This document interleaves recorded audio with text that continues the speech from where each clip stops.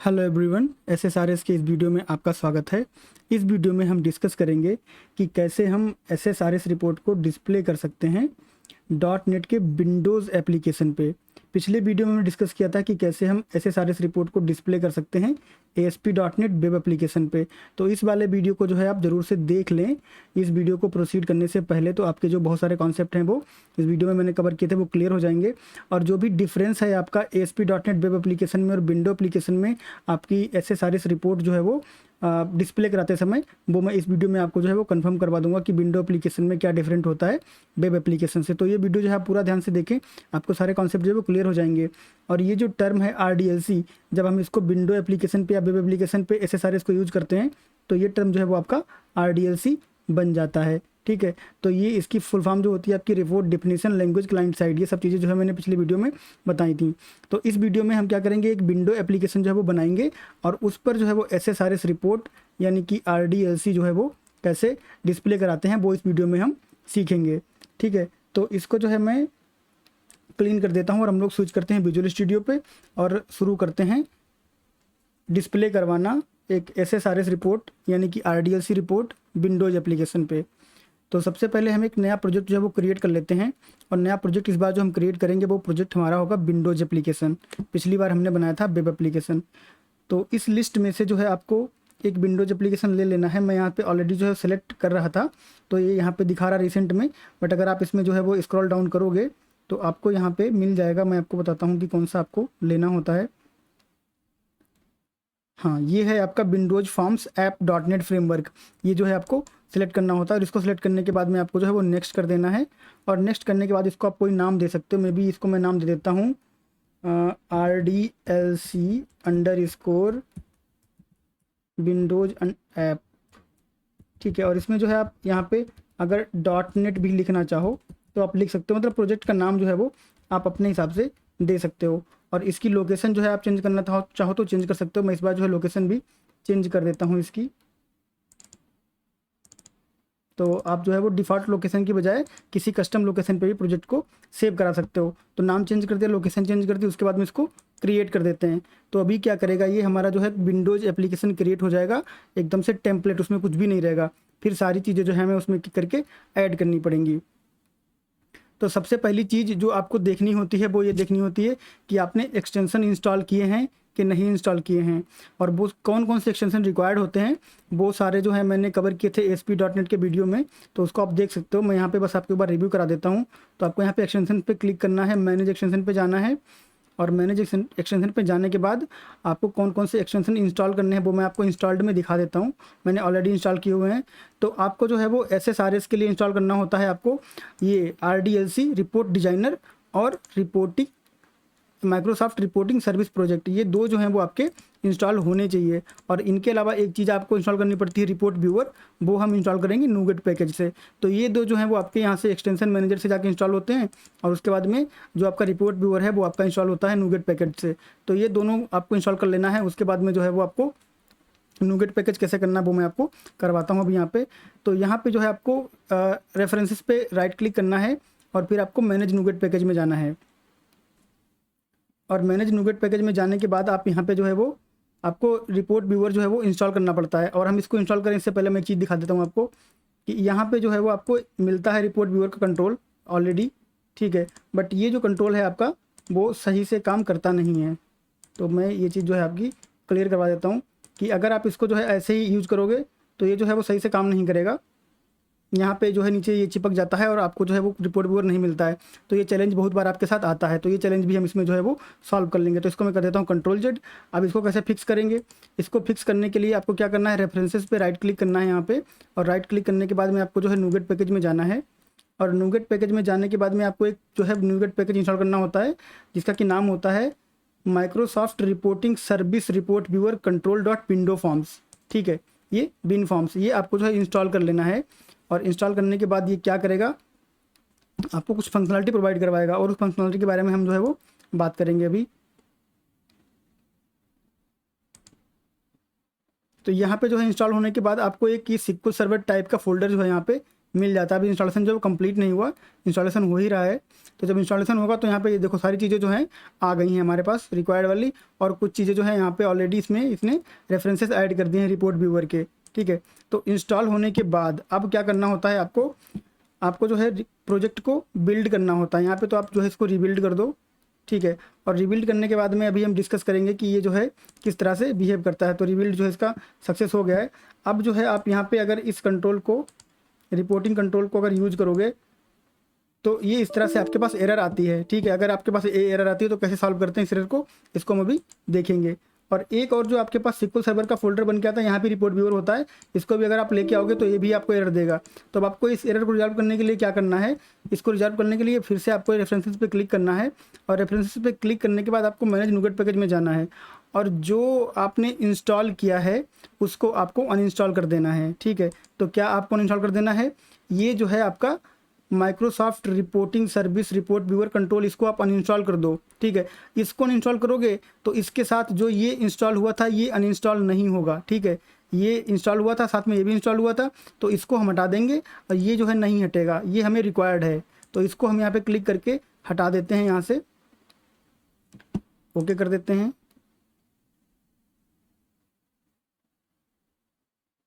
All right, तो अब ये जो है हमारा वो हमारे पास है, हमें रिक्वायर्ड है, तो वो जो हमारा जो है वो अनइंस्टॉल हो गया है। जो हमने इंस्टॉल किया था वो अनइंस्टॉल कर दिया।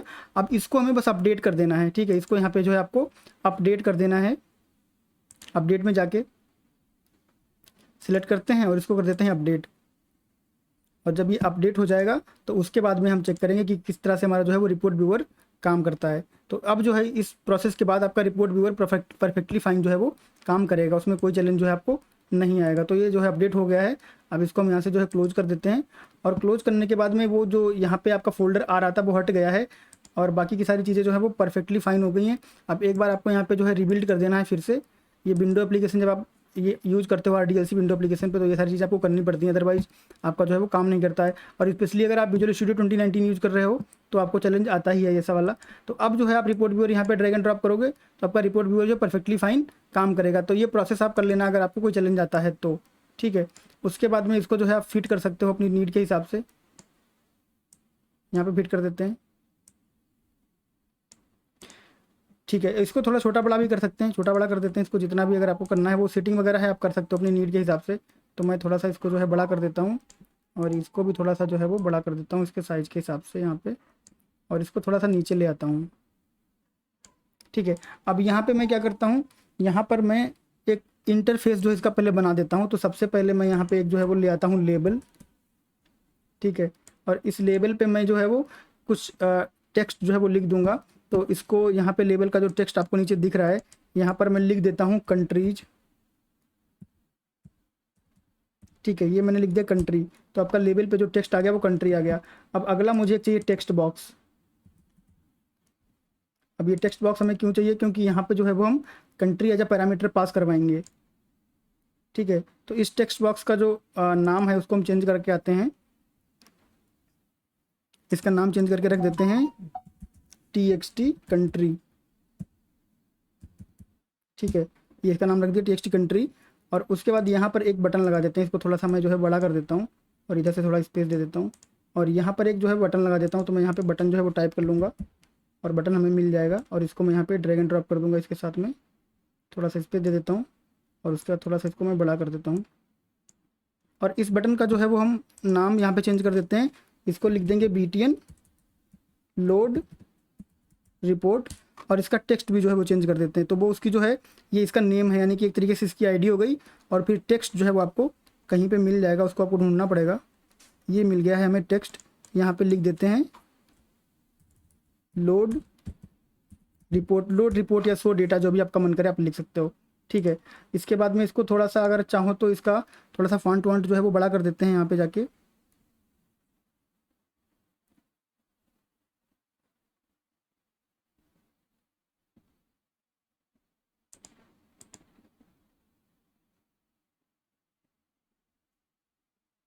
ऑल राइट,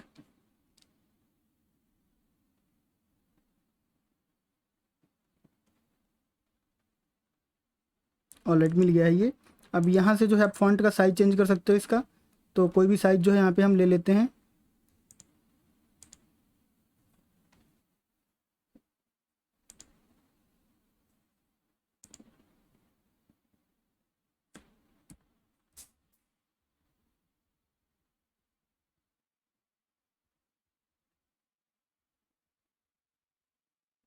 ठीक है, इसको ले लिया है हमने और इसको थोड़ा सा जो है बड़ा कर देते हैं, इसको 10 कर देते हैं यहाँ पे। ठीक है, तो थोड़ा सा सही दिखने लगेगा। अब ये जो हमारा यहाँ पे सेट हो गया है, इसको हमने आईडी दे दिया है, यहाँ पर हमने इसका जो फॉन्ट वगैरह है वो सेट कर दिया है।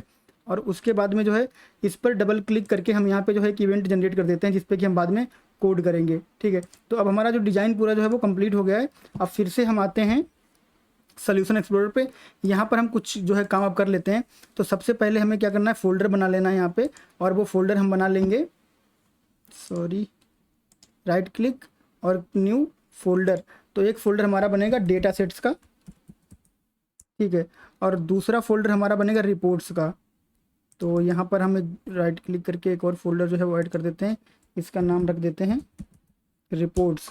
ठीक है, तो डेटा सेट में जो हमारा डेटा सेट रहेगा और रिपोर्ट्स में हमारी रिपोर्ट्स रहेंगी। तो डेटा सेट ऐड कर लेते हैं, यहाँ पे राइट क्लिक किया, उसके बाद में ऐड न्यू आइटम, और उसके बाद में यहाँ पे जाएंगे, डेटा पे क्लिक करेंगे, डेटा सेट जो है ऐड कर लेंगे और इसका नाम रख देंगे हम एम्प्लॉयज़। ठीक है, एम्प्लॉयज़ इसका नाम रख दिया है, इसको यहाँ पे ऐड कर देते हैं। कुछ डिटेल्स मांगेगा, वो डिटेल्स इसको प्रोवाइड करनी पड़ेंगी हमें। तो जो डेटा सेट है यहाँ पे हमें अपनी डेटा टेबल जो बतानी पड़ेगी। तो सर्वर एक्सप्लोरर में जाने के बाद आपको सर्वर जो है वो यहाँ पे ऐड करना होता है। तो मेरे केस में ऑलरेडी ऐड है, इसको मैं रिफ्रेश कर दूंगा अगर यहाँ पे, ठीक है, तो ये कनेक्ट हो जाएगा। आपके केस में अगर आपको नया ऐड करना है तो यहाँ पे प्लस बटन पे क्लिक करके आप नया ऐड कर सकते हो, सर्वर नाम डाल सकते हो और डेटाबेस सेलेक्ट कर सकते हो, कनेक्शन टेस्ट करके ओके कर देना, हो जाएगा। ठीक है, तो यहाँ पर जो मेरा सर्वर कनेक्ट है, मेरा लोकल सर्वर जो है वो कनेक्ट है, यहाँ से मुझे जो है वो टेबल लेनी है। ठीक है, तो या तो मैं यहाँ पे राइट क्लिक करके टेबल ऐड करके उसमें कॉलम ऐड कर सकता हूँ, जैसे हमने ASP.NET में किया था, या फिर इस बार जो है हम सिंपल यहाँ पे ये टेबल पकड़ेंगे और ड्रैग एंड ड्रॉप कर देंगे। ठीक है, तो ये आपको ज़्यादा ईजी लगेगा, तो आप ये वाली टेक्निक जो है अपना सकते हो। पिछली बार ASP.NET में हमने किया था तो एक कॉलम ऐड किया था, इसमें सिंपल हमने ड्रैग एंड ड्रॉप कर दिया है। तो हमारा जो है यहाँ पे हमें फिल मेथड मिल गया और गेट डेटा मेथड मिल गया और सारे कॉलम हमारे यहाँ पे ऐड हो गए। अब हमें क्या करना है, इसको सेव कर देना है। ठीक है, और सेव करने के बाद इसको क्लोज कर देते, इसका काम हो गया ख़त्म। हाँ, इसका काम खत्म हो गया है, इसको भी जो है कर देते हैं क्लोज यहाँ पे। उसके बाद हमें क्या करना है, उसके बाद हमें एक जो है वो रिपोर्ट यहाँ पे ऐड कर लेनी है रिपोर्ट्स वाले फोल्डर में। तो राइट क्लिक करेंगे, ऐड करेंगे, न्यू आइटम करेंगे और न्यू आइटम करने के बाद में आपको C# आइटम्स पे जाना है और स्क्रॉल डाउन करके आपको ढूंढना है रिपोर्ट्स के बारे में।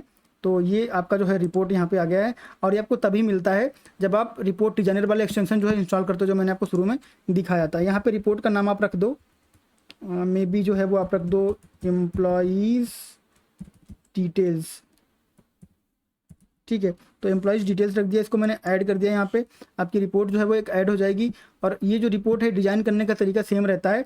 यहाँ पर आप राइट क्लिक करोगे तो आपको डेटा सोर्स डेटा सेट जो है आप ऐड नहीं कर पाओगे, डेटा सोर्स आप ऐड नहीं कर पाओगे और डेटा सेट ऐड करने के लिए आपको डेटा सोर्स चाहिए। तो सबसे पहले हम क्या करेंगे, यहाँ पे इंसर्ट करते हैं टेबल। ठीक है, और टेबल इंसर्ट करेंगे तो आपको यहाँ पे डेटा सेट का नाम देना पड़ेगा।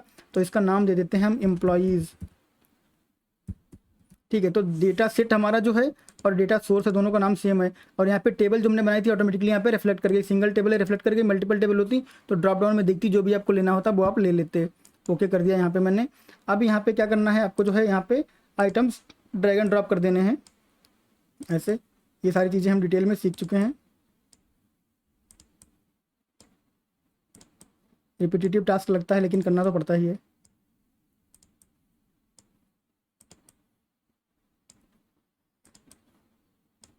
ठीक है, और इसको जो थोड़ा सा यहाँ पे मैं ऐसे अलाइन कर देता हूँ और अलाइन करने के बाद में इस ईमेल वाले पार्ट को थोड़ा सा बड़ा कर देता हूँ, क्योंकि हमेशा बड़ा ही आता है ये।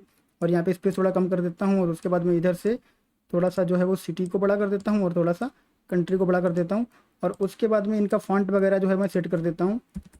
और ये सब चीज़ें जो है आप अपनी नीड के हिसाब से कर सकते हो, इसमें कोई जो है वो चैलेंज नहीं है और कोई इसमें लॉजिक नहीं लगता। ये जैसी रिक्वायरमेंट है वैसा आपको जो है वो करना पड़ता है। मैं इसको जो है मिडिल अलाइन कर देता हूँ और मिडिल अलाइन करने के बाद में इसको जो है मैं कर देता हूँ बोल्ड, और इसका इस जो है बैकग्राउंड कलर और इसका जो फॉन्ट कलर है वो सब मैं चेंज कर देता हूँ इस तरह से।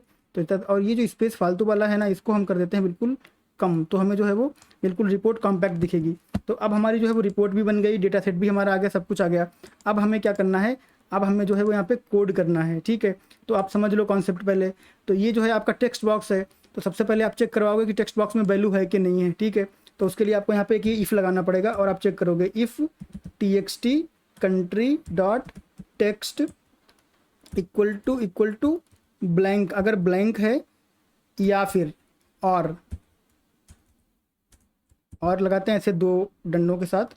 उसके बाद में txt country dot text equal to null, या तो ब्लैंक है या फिर नल है।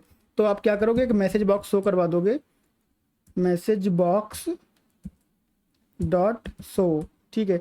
और ये मैसेज बॉक्स क्या करेगा, ये बता देगा कि आपका जो है वो पैरामीटर ब्लैंक है। तो यहाँ पे लिख दो पैरामीटर इज रिक्वायर्ड, ठीक है। अब आप यहाँ पे जो कस्टम मैसेज कुछ भी दे सकते हो अपने हिसाब से, मैंने समझाने के लिए लिख दिया है कि पैरामीटर रिक्वायर्ड। अगर आपको कुछ और डिटेल डिफरेंट मैसेज देना, डिटेल में समझा सकते हो। तो अगर वैल्यू नहीं होगी तो आपको जो है वो मैसेज आ जाएगा, और मैसेज के बाद में आपका जो है वो लॉजिक जो है वो इम्प्लीमेंट नहीं होगा। ये जो आप लिखोगे एल्स में, ये आपका इम्प्लीमेंट नहीं होगा, क्योंकि आपके यहाँ पे कोई वैल्यू नहीं रहेगी। तो ये मैसेज बॉक्स जो है आपको मैसेज बोल के और फिर कंट्रोल जो है आपका एग्जिट कर जाएगा। तो बट जब आपकी वैल्यू रहेगी तब आपका जो है कंडीशन फॉल्स हो जाएगी, तो आपका यहाँ पे जो लॉजिक रहेगा वो इम्प्लीमेंट होगा, ठीक है। अब लॉजिक इम्प्लीमेंट हमें क्या करना है, हमें इम्प्लीमेंट करना है कि हमें यहाँ पे डेटा पुल करके और फिर हमको जो है वो रिपोर्ट पे दिखाना है। तो डेटा पुल करने के लिए हम अलग से जो है एक मेथड बना लेते हैं, ठीक है। तो मेथड हम क्या बनाएंगे, यहाँ पे मेथड बनाएंगे हम प्राइवेट, और उसके बाद में वॉइड। इसका जो रिटर्न टाइप है हम बाद में डिसाइड कर लेंगे, अभी हम वॉइड रखते हैं। Private void gate report data, ठीक है। अब गेट डेटा बनाओ, गेट रिपोर्ट डेटा बनाओ, वो आपकी मर्जी है, कोई प्रॉब्लम उसमें होती नहीं है, मैंने पहले भी बताया था आपको, ठीक है। बट आपको बनाना होता है डेटा पुल करने के लिए। तो अलग अलग काम के लिए अलग अलग मेथड रखते, तो सब सेपरेशन आप कंसर्न रहता है आपका, तो उस हिसाब से जो आप मैनेज कर पाते हो। तो सबसे पहले आपको क्या चाहिए होता है, सबसे पहले आपको चाहिए होता है कनेक्शन स्ट्रिंग, ठीक है। कनेक्शन स्ट्रिंग क्या करती है, आपका जो है वो बताती है कि कहाँ पे आपका जो है वो डेटा सोर्स है, कौन सा आपका जो है वो डेटा सेट है, क्या है, डेटाबेस का नाम क्या है, और आपका जो सोर्स क्या है, सिक्योरिटी क्या, सारा चीज़ बताता है। इसके बेस पे जो है वो आपका कनेक्शन बनता है। बट उससे पहले आपको क्वेरी चाहिए होती है। तो क्वेरी जो है वो आपकी रिक्वायरमेंट के हिसाब से कुछ भी हो सकती है, आपको जो है वो डिसाइड करना होता है। बट उसको कंस्ट्रक्ट कुछ ऐसा रहता है कि आप जो है वो यहाँ पे select star from table name where, जो भी आपकी कंडीशन है उसके हिसाब से। और यहाँ पर अगर को सारे कॉलम चाहिए तो स्टार, और अगर स्पेसिफिक कॉलम चाहिए तो वो कॉलम के नेम कॉमा सेपरेटेड वैल्यू यहाँ पे आप पेस्ट कर दोगे, ID comma name comma first name comma last name, जो भी आप करेगा वो आपका यहाँ पे चला जाएगा। उसके बाद में ये जो है वो एक कॉलम है आपका डेटाबेस टेबल का, और उसमें हमने एक पैरामीटर पास किया हुआ है, ठीक है। अब ये जो है अभी आपकी सिंपल स्ट्रिंग है, इसको आप कैसे बना सकते हो कमांड। तो उसको बनाने के लिए आपको जो है वो सिक्वल कमांड क्लास का यूज़ करना पड़ता है, और सिक्वल कमांड क्लास का आप यूज ऐसे करते हो। अब क्या होगा यहाँ पे कि ये जो क्वेरी है वो कमांड में बन जाएगी, और कमांड बनाने के लिए हमें जो है नेम स्पेस लाना पड़ता है। उसके लिए कंट्रोल डॉट करते हैं और system dot data dot sequel client आपका यहाँ पे जो है ऊपर यहाँ पे इंपोर्ट हो जाता है। ये वाला इंपोर्ट हो गया। तो जो आपके यूज होते हैं वो हाईलाइटेड रहते हैं, और जो यूज नहीं होते हैं वो आपके जो है वो हाईलाइटेड नहीं रहते हैं, ठीक। तो ये आपका कमांड बन जाएगा। अब कमांड बनने के बाद आपको कमांड को पैरामीटर देना पड़ेगा। तो कमांड को पैरामीटर जो है इस तरह से देते हैं कि cmd dot parameter add with value, और कंट्री यहाँ पे कर देंगे। और कंट्री की वैल्यू कहाँ से आएगी, टेक्स्ट बॉक्स से आएगी, जो हमने जो है फ्रंट एंड पे यहाँ पे बनाया हुआ है। यहाँ से वैल्यू जो है आपकी यहाँ पर पास हो जाएगी। जब वैल्यू पास हो जाएगी उसके बाद में आपको जो है वो सिक्वल कनेक्शन बनाना होता है। तो सिक्वल कनेक्शन जब आप बनाते हो तो आप इस तरह से बनाते हो कि ये आपका जो है सिक्वल कनेक्शन यहाँ पे बन गया है। तो ये क्या करेगा, न्यू सिक्वल कनेक्शन, और यहाँ पर कनेक्शन स्ट्रिंग पास कर रहे हैं, और ये कनेक्शन स्ट्रिंग बताती है कि क्या डिटेल्स जो हैं उन पर आपको कनेक्शन बनाना है। जब आपका कनेक्शन बन जाता है तो उसके बाद में हम क्या करते हैं, उसके बाद में हम डेटा अडेप्टर जो बनाते हैं डेटा पुल करने के लिए। तो इस कनेक्शन के अंदर जो है हम बनाएंगे डेटा अडेप्टर, और डेटा अडेप्टर हमारा क्या करेगा, डेटा अडेप्टर हमारा जो है वो पुल करके लाएगा डेटा। तो डेटा अडेप्टर को आपको डिटेल देनी होती है, तो उसको जो है कमांड बताना होता है, कनेक्शन बताना होता है, ठीक है। तो कमांड और कनेक्शन इसको हम जो यहाँ पे बता देते हैं। तो पहले हमने बता दिया कि हमारा कमांड का कनेक्शन क्या है, कौन है, और कौन क्या है यहाँ पे हमने बनाया, और इसको कनेक्शन स्ट्रिंग मिली है यहाँ से। सारा कुछ जो है वो सिस्टमेटिक होता है। और उसके बाद हमने इस DA को बताया। DA क्या है, डेटा अडेप्टर का ऑब्जेक्ट टाइप है। यहाँ पे ये जो क्लास है इसका हमने ऑब्जेक्ट बनाया हुआ है, तो ये डेटा अडेप्टर है। अब ये कहता है कि कमांड जो है वो आपका किस टाइप का, तो सेलेक्ट कमांड है, और कमांड क्या है, CMD क्या है, ये हमारा यहाँ पे जो है डिसाइड हुआ, ये क्वेरी हमारी जो है वो यहाँ से आ गई है, ठीक है। तो सारी चीज़ें सिस्टमेटिक होती जाती हैं यहाँ पे। और जब एक बार आपका जो है वो कमांड रेडी हो जाता है, फिर आपको जो है वो ऑब्जेक्ट बनाना पड़ता है। और इसको मैं यहाँ पे कर्ली ब्रेसेस लगा देता हूँ। अब आपको क्या करना पड़ता है, फिर आपको एक और ऑब्जेक्ट जो है वो बनाना पड़ता है, और वो बनाना पड़ता है आपको डेटा सेट का ऑब्जेक्ट, ठीक है। तो यूजिंग, और उसके बाद में आप डेटा सेट बनाओगे, ठीक है। और डेटा सेट आपका कैसा बनेगा, एम्प्लॉयज़ टाइप का बनेगा, ठीक है। डेटा सेट आपका बनेगा एम्प्लॉयज़ टाइप का। यहाँ पर इसको रख देंगे हम एम्प्लॉयज़ इक्वल टू न्यू, और यहाँ पर जो है वो आपका रहेगा एम्प्लॉयज़ जो हमने बनाया था, और इसकी ई जो है वो बड़ी रहेगी, और यहाँ पर जो है वो आपको इस तरह से करना होता है। और आप जो है यहाँ पे कंट्रोल डॉट करोगे तो आपको यहाँ पे यूजिंग में दिख जाएगा कि जो हमने बनाया था वो यहाँ पे हमारा आ गया है, ठीक है। ऑल राइट, और इसके बाद में आपको यहाँ पे ब्रैकेट जो है वो लगाना होता है। अब इसके अंदर जो है हम क्या करेंगे, जो हमारा डी ए वाला है इसका फिल मेथड हम यहाँ पे कॉल करेंगे, ठीक है। तो डी ए डॉट फिल, और उसके बाद में एम्प्लॉय को हम फिल कर देंगे। और ये एम्प्लॉय क्या है, ये हमारा रिपोर्ट का डेटा सोर्स है, ठीक है। यहाँ पे देखो ये वाला एम्प्लॉय है, ये वाला एम्प्लॉय जो है हम यहाँ पे रख रहे हैं। और उसके बाद में हमको जो है एम्प्लॉयज़ को रिटर्न करवा देना है। एम्प्लॉयज़ को हम यहाँ पे रिटर्न करवाएंगे। तो देखो ये एम्प्लॉयज़ कौन से हैं, ये एम्प्लॉयज़ यहाँ वाला है, ठीक है। तो ये क्या है हमारा, ये डेटा सेट है। तो हमें यहाँ पे जो है वो लिखना पड़ेगा एम्प्लॉयज़, ठीक है। यहाँ पे हमें लिखना पड़ेगा एम्प्लॉयज़। तो अब जो है यहाँ पे एरर जो है वो इसकी चली गई है। अब इसके बाद यहाँ से डेटा हमें मिल जाएगा। जब डेटा मिल जाएगा तो वो डेटा हमें यहाँ पे कॉल करवाना है, क्योंकि अगर मैसेज बॉक्स में कुछ इसमें टेक्स्ट बॉक्स में कुछ रहेगा ही नहीं तो ये मैसेज आ जाएगा। अगर टेक्स्ट बॉक्स में कुछ वैल्यू रहेगी तो डेटा हमारा लोड होगा, और जब लोड होगा तो लोड होने का कॉन्सेप्ट जो है उसको हम समझ लेते हैं यहाँ पे। तो जो हमारी प्रोसेसिंग मोड जो हमारा होता है वो हमको दोनों में बताना होता है, ASP.NET में भी बताना होता है और यहाँ पे बताना होता है। और यहाँ पे हमको कंट्रोल डॉट करना पड़ेगा बिन फॉर्म को इंट्रोड्यूस करने के लिए। तो हमने बिन फॉर्म को ऊपर इंट्रोड्यूस कर दिया। तो यहाँ पे जो हम बताते हैं कि ये लोकल है या फिर रिमोट है, ठीक है। लोकल है या फिर रिमोट है, तो हमारा जो ये लोकल ही है। और रिमोट क्या होता है, रिमोट अगर आपका एप्लीकेशन यहाँ पे रन हो रहा है और रिपोर्ट जो है वो किसी और सर्वर पे रन हो रही है तो वो आपका रिमोट हो जाता है, ठीक है। उसके बाद में हम एक लाइन यहाँ पे जो यूज़ करते थे वो जो हमने ASP.NET में यूज़ करी थी वो थी हमारी ये वाली, और ये लाइन हमको इस केस में जो है वो यूज नहीं करनी होती है। इस केस में हम क्या करते हैं, इस केस में इसको नहीं करते हैं। यहाँ पे डिजाइनर में जाते हैं और यहाँ पर जो है आपका रिपोर्ट व्यूअर को बोलते हैं कि देखो रिपोर्ट तुम्हें कौन सी लेनी है, तुम्हें ये वाली रिपोर्ट लेनी है। तो रिपोर्ट व्यूअर को मालूम हो जाता है कि कौन सी रिपोर्ट लेनी है, इसलिए यहाँ पर हमारी जो लाइन होती है ये वाली लाइन ये रिक्वायर्ड नहीं होती है, ठीक है। तो इसको मैं यहाँ से जो है वो हटा देता हूँ, मैंने बस रखा था आपको समझाने के लिए। उसके बाद में जो गेट डेटा है वो तो हमें जो है कॉल करना ही पड़ता है। तो गेट डेटा कॉल करने के लिए हम यहाँ पे जो है वो एक वेरिएबल बना लेते हैं और यहाँ पर गेट डेटा कॉल कर लेते हैं। गेट डेटा क्या है, ये वाला जो है वो मेथड है, ठीक है। सॉरी, ये है गेट रिपोर्ट डेटा। पहले मैंने गेट डेटा बनाया था, फिर मैंने बना दिया गेट रिपोर्ट डेटा। तो नाम आप कुछ भी रख सकते हो, वो आपके ऊपर है, ठीक है। और उसके बाद में जो है आपको डेटा सोर्स जो है वो उसको फिल करवाना होता है, डेटा सोर्स को। तो डेटा सोर्स आप कैसे फिल करवाते हो, यहाँ पे देखो ये जो है हमने डेटा सोर्स बना लिया और यहाँ पे हमने जो है वो न्यू डेटा सोर्स बनाया। और उसके बाद में जो एम्प्लॉयज़ वाला है ना, अब ये एम्प्लॉयज़ नहीं है, ये सिंगल एम्प्लॉय है। अगर आप यहाँ पे आके देखोगे रिपोर्ट में तो ये ये एम्प्लॉयज़ है, ठीक है। तो वहाँ पे एम्प्लॉयज़ ही रहेगा, यहाँ पर एम्प्लॉयज़ ही रहेगा। तो ये जो है नाम, ये नाम आपका जो है जहाँ पर ये होता है इस तरह से, वही नाम आपका जो है वो यहाँ पर रहता है, ठीक है। तो ये जो एम्प्लॉयज़ यहाँ पे जो ऑब्जेक्ट है इसमें टेबल को रेफरेंस कर रहा है कि कितनी टेबल हैं, उनमें से टेबल 0, तुम्हारे पास एक ही टेबल है और वही हम यहाँ पे रेफरेंस कर रहे हैं। तो वो पूरी टेबल जो है यहाँ पे आके असाइन हो जाएगी इस डेटा सोर्स में। और इसमें असाइन होने के बाद अब हमें क्या करना होता है कि जो हमारा रिपोर्ट व्यूअर है उसका डेटा जो हमें क्लियर करना होता है कि उसमें अगर कुछ पहले से है तो वो क्लियर हो जाए। और पहले से क्लियर होने के बाद जब क्लियर हो जाता है उसके बाद में हम उसको जो हमने डेटा सोर्स बनाया है वो उसको असाइन कर देते हैं। ये वाला डेटा सोर्स यहाँ पे हम ऐड कर देते हैं। अब एक लाइन इसमें एक्स्ट्रा ऐड होती है, वो लाइन जो है ये वाली है, ये आपको ASP.NET में ऐड नहीं करनी पड़ती पर यहाँ पे ऐड करनी पड़ती है कि आपको रिपोर्ट व्यूअर को रिफ्रेश करना पड़ता है, ठीक है। जब रिफ्रेश कर देते हो ऐड करने के बाद तो रिपोर्ट व्यूअर जो है आपका डेटा रिफ्लेक्ट करा देता है। तो सारा कोड जो हमने लाइन बाय लाइन यहाँ पे समझ लिया है और सब कुछ जो हमने करेक्टली किया है। तो एक बार इसको जो है हम लोग रन करवा के देख लेते हैं। तो इसको मैं कर देता हूँ स्टार्ट, और स्टार्ट करने के बाद ये जो है अब रन हो जाएगा। और यहाँ पर जो है कुछ एरर आ रही है, देयर वॉज एरर। तो इसको देख लेते हैं कि क्या एरर है। एक एरर यहाँ पे दिख रही है हमें, और यहाँ पर है एक्सपेक्टेड, कुछ ज़्यादा है कि कम है, देख लेते हैं।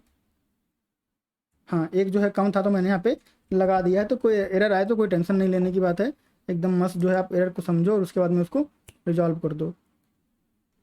ठीक है, अब जब तक ये रन होके आता है तब तक हमें वेट करना पड़ेगा, क्योंकि ये अपनी मर्जी का मालिक है। वाह, कुछ ज़्यादा ही बड़ा बना दिया गया मैंने इसको। अब ये जो है साइज इसका जो है, चलो देख लेना, अभी देख लेंगे।